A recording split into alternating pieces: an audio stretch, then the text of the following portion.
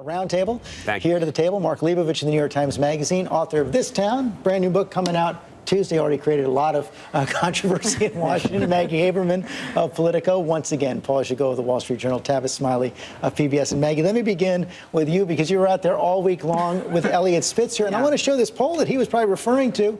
I guess this shouldn't be a surprise. He's a well-known man leading the race for controller all of a sudden, 42 to 33 over Scott Stringer.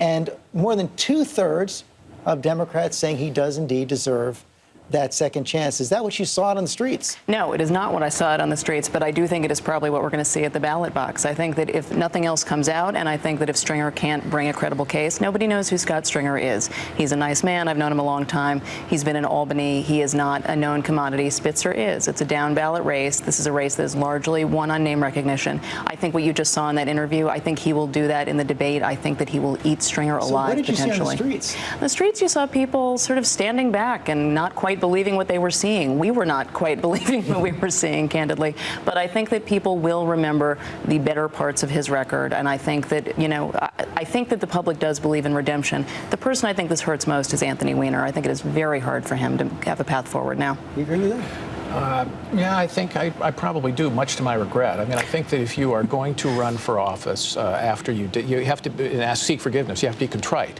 I don't hear any contrition. I think he's only sorry about the fact that he committed a crime while he was a chief law enforcement officer of the state. I don't hear any contrition about the way he abused his office in power, taking cases in public, accusing people of crimes and then not bringing criminal charges, trying to force people out. I think he damaged AIG, the insurance company, by forcing out good management and letting it go to people. Now he's facing a lawsuit from the former head of AIG, and we are going to see Wall Street kind of rise up and try to stop this. Well, he almost never brought cases actually went to trial. He used his power through leaks and the media to be able to try cases in public. But when he ever went to trial, he lost.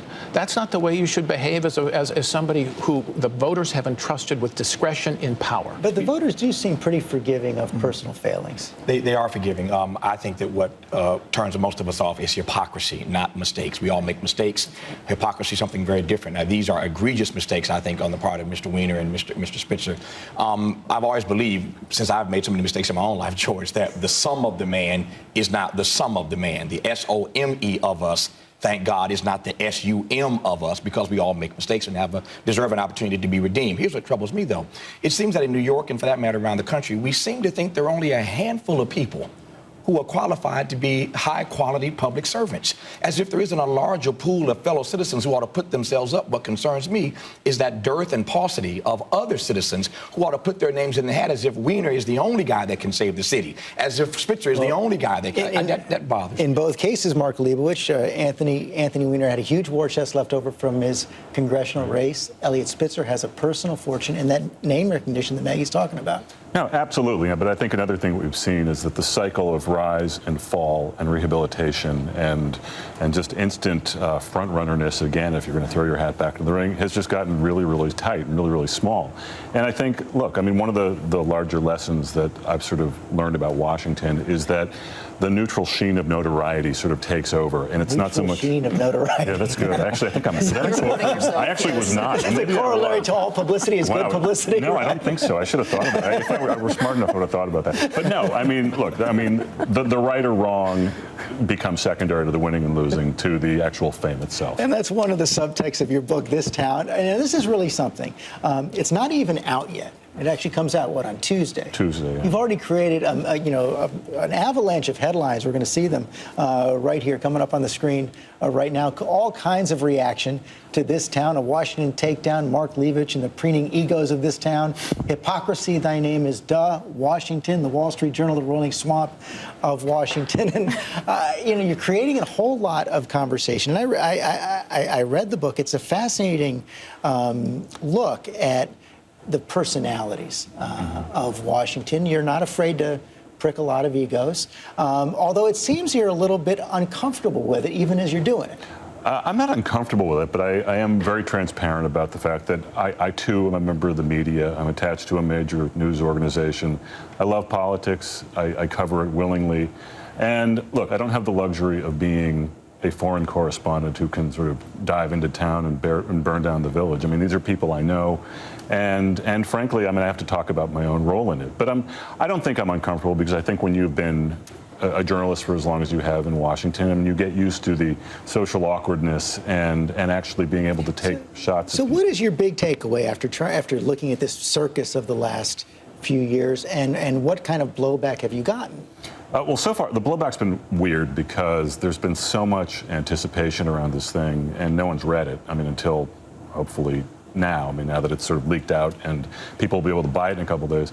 But I mean, I think the big takeaway is one that I'm not trying to pick on any one individual or any one institution. You take on everybody. Well, I mean, it's the whole machine. I mean, it's a profile of a city basically in the 21st century at a time when I think self-service has sort of replaced public service as the real play. And I think that look, I mean, people fundamentally are very disappointed in Washington.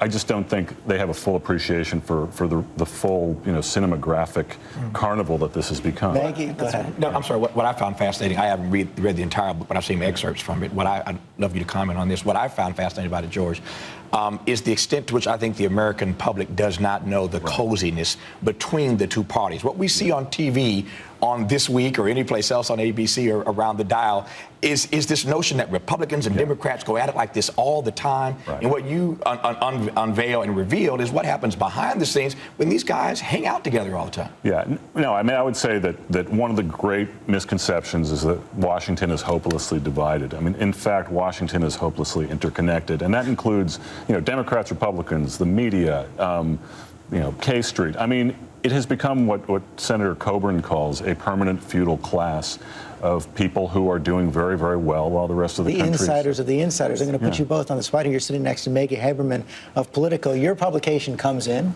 for the microscopic criticism as well. Here's one of the things that Mark writes. He says, Politico, particularly your colleague Mike Allen, is prone to trafficking suggestive notions in the spirit of, quote, driving the conversation. The conversation then gets picked up on cable and blogs, I'm hearing talk about, and then Politico report on something that is getting a lot of buzz to a point that merits coverage as a viable possibility, something that is out there, which is, I guess, is exactly what we're doing with your book right now. But your response now to the criticism of Politico. I mean, I think that was sort of a wet fettuccine slap as opposed to a punch. I'm really proud of Politico. I like Mike Allen a lot. I think that we have made, driving the conversation and winning the morning is part of our ethos, and I don't think that comes as a surprise. I don't think Mark thinks that's a surprise.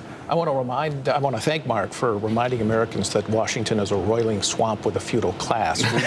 We write about that just about every day at the Wall Street Journal. And to get to Tavis's point, the one thing both parties have in common is that they both spend other people's money, which is, I think, the biggest problem. And Washington would be a lot less important, and journalists would have to cover politics a lot less if Washington were much smaller, which would be better for everybody. Yeah, I mean, I think, again, you're all making my points very eloquently, I want to say. No, I mean, I do think, right. I mean, I think, again, it's the point that everyone is doing extremely well. But I also think what people miss, and they say, Washington's always been very unpopular. People have always run against Washington. I mean, what's really changed over the last couple of decades is, one, just the flood of money into the city. I mean, the city has become the most prosperous city in the United States. It's home to 7 of the top 10 most wealthy counties in the United States, the metropolitan area is. And also just media. I mean, the saturation of new media has made fame a very, very easy thing to attain. I mean, it's made second acts much easier. It's made wealth much easier. And frankly, no one leaves. Not no one. George, I did. That's all we have time for today.